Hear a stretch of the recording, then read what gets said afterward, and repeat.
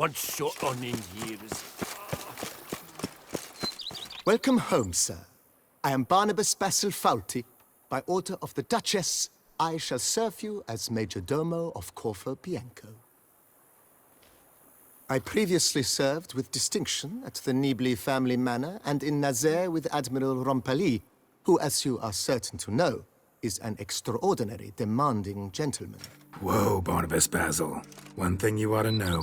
I'm not your typical landed gentleman. Truth be told, this is the first real property I've ever owned. Oh, in that case, you must leave it all to me. I shall organize, see to everything, and whip the house into order. I dare say this place will soon be the most prosperous vineyard around. Great. Can already see I'm in good hands. Vineyard comes across as a place with a rich history. Know who owned it before me? Baron Rossel, who went bankrupt, forcing him to sell the estate to the Duchess. The Baron, in turn, had purchased it from Monsieur Boleus of the Headsman, a truly colorful man of Kedweni origin. He was actually a headsman? No, not him, but his great-great-great-great-grandfather. Indeed. Apparently, he was a common cutpurse who somehow secured for himself the post of ducal headsman in Beauclair. Went about his work with an exceptional penchant. They say he chopped off more heads than there are grapevines in the ducal vineyards. He never hesitated, not once. Never sliced unevenly, never botched a job. For his exemplary service, the Duke granted him a title and this estate. Monsieur Boleus, on the other hand, was an engineer in his younger years. Once retired, he settled here and took to producing wine. Sadly, misfortune struck and he lost his sense first of smell, then of taste. Additionally, he could not drink alcohol. His medic forbade it. Shame that. He gave up making wine? Not at all. He made even more of it. Began throwing wild balls to which he'd invite friends from far and wide in order to treat them to his wine and delight in the fact that at least someone could enjoy it. It's the sort of man he was, Monsieur Boleus. Mind giving me a little tour de Corvo Bianco? Not in the least. Follow me, please. I think it would be practical to begin on the hill.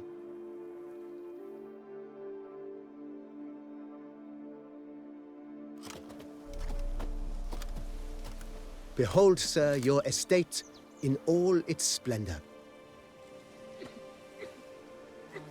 Pretty vast. Indeed. And now, sir, allow me to show you a handful of interesting details. Follow me, please.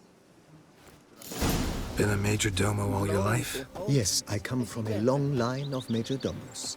My father was a major domo, as was my grandfather before him, as was my great-aunt.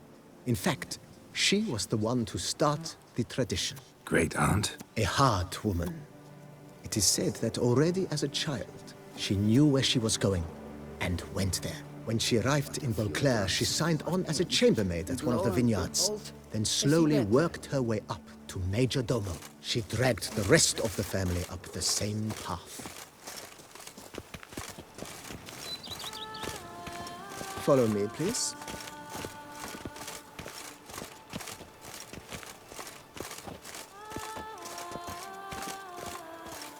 Follow me, please.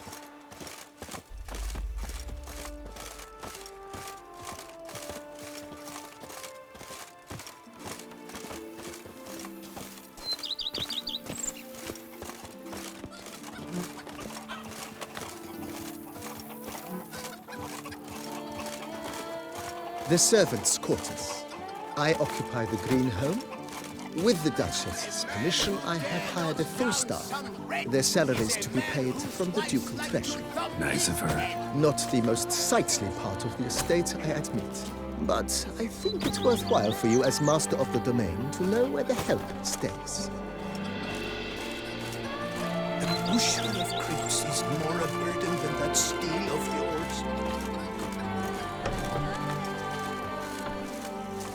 Baron Rossel ordered the vines in this part of the estate uprooted and olive groves planted in their place.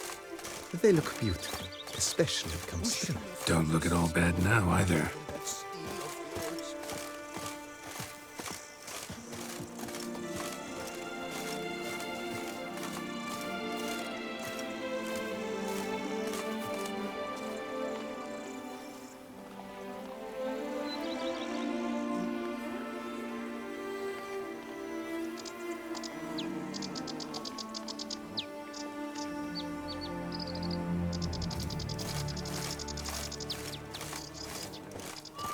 Down below lies your vineyard, where we grow a strain of Carfanere, one of the world's oldest. Aged in oak barrels, it provides for an exquisite wine with distinct blackberry, wild cherry, plum, and cinnamon notes. Marvelous. Have to try it one of these days. A witcher. We could use one around here. Full Spread time. some nastiness to me. Nice well. Picturesque. Yes, though it ran dry long ago. During the raucous feasts Master Bolius held, he would order it filled with wine. There's a tale about a guest attending a Bolius ball for the first time and thus unaware of the custom. He had suffered great heartbreak and had decided to end his life by jumping into the well. The festivities were coming to a close, and the well was nearly empty when the suicidal guest finally jumped. Instead of killing himself, he merely broke his legs. To numb the pain, he drank the wine. Drank himself to death? Not at all. When found the next day, he had concluded he'd witnessed twin miracles. The water had been changed into wine, and he had survived. Sounds like an angry wolf. He retired to a monastery in the Dragon Mountains and began preaching the wisdoms of Hevioda. Now I shall sing you a song. 1, 2, 1, 2, 3, 5, 6, 7, 8.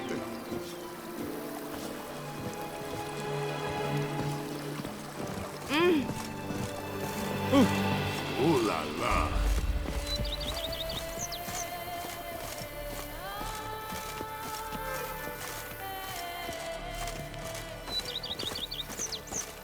Monsieur Bolius' wife Nina kept a garden here. A supremely lovely place it was. Bit neglected now. I agree. Yet nothing stands in the way of restoring it to its former glory, and once again planting it with herbs and other vegetation.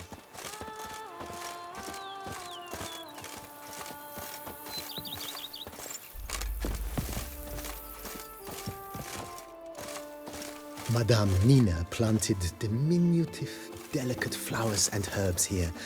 One might say their aroma still hangs in the air. You're quite the romantic, Barnabas Basil.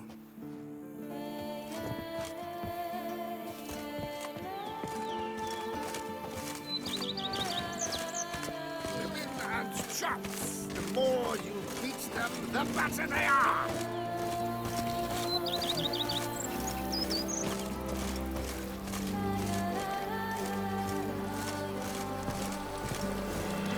A witcher. We could use one around here. Full time.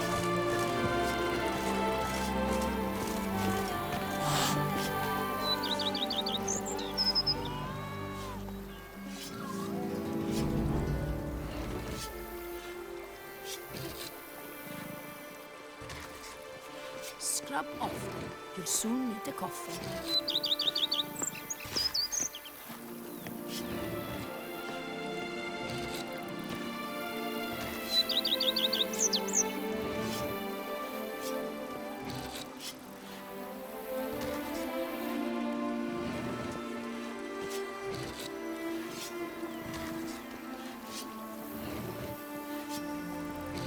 A witcher. We could use one around here. Full time.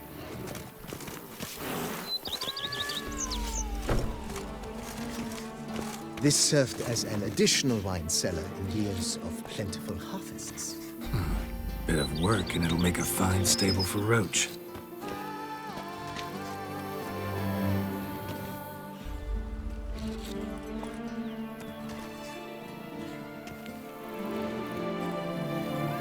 I've a daughter, you know. She's fit to wed. Oh, so fit.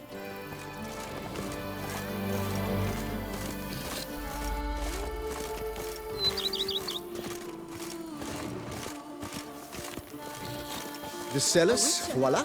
We could use During one Monsieur around here, Bolis's full time, wine was kept here, but Baron Rossel used it to store olive oil as well. I took the liberty of cleaning up the mess, which... I made while fighting the Bruxa. Thanks, Barnabas Basil. Appreciate it.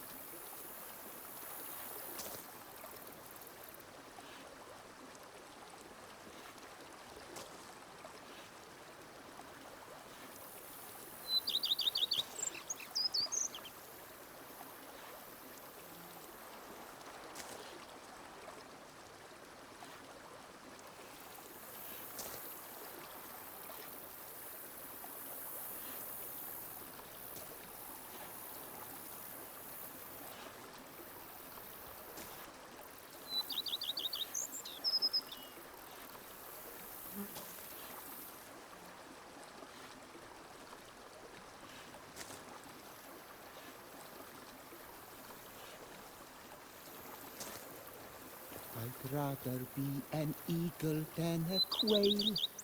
Yes, I should. If I only could, I truly would.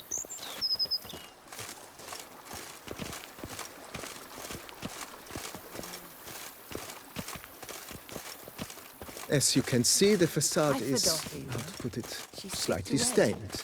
Oh, But one cannot deny it, a certain subtle southern charm. True, though it could use a bit of subtle paint.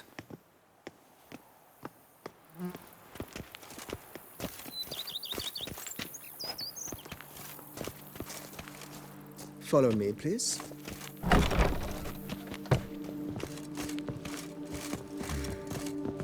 And welcome inside. On the left is the master bedroom. On the right, the dining hall and kitchen.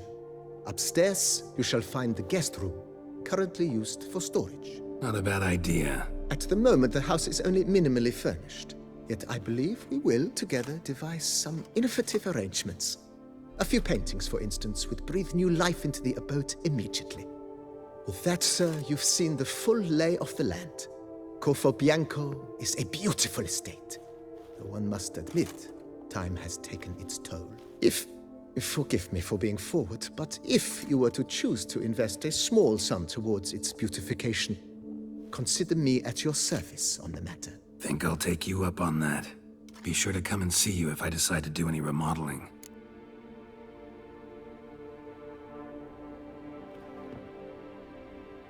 Mentioned the place could stand to be spruced up. Oh, most decidedly, sir. The question is where you would like to begin this rejuvenation.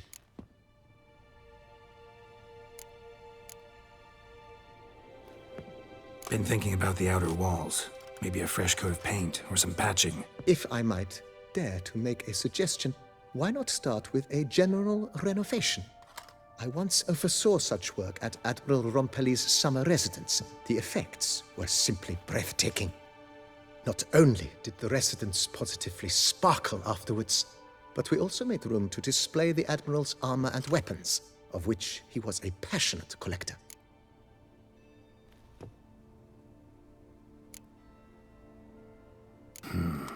Need to think it over some. I understand, of course. As the venerable Lady Eve Knibley would so quaintly put it, the rash oft contract rashes.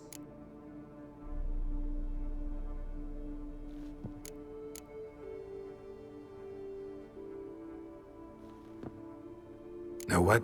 Changed my mind. Not in the mood to talk about redecoration today. But I wanted to ask you something else. I shall be glad to answer your every question, sir.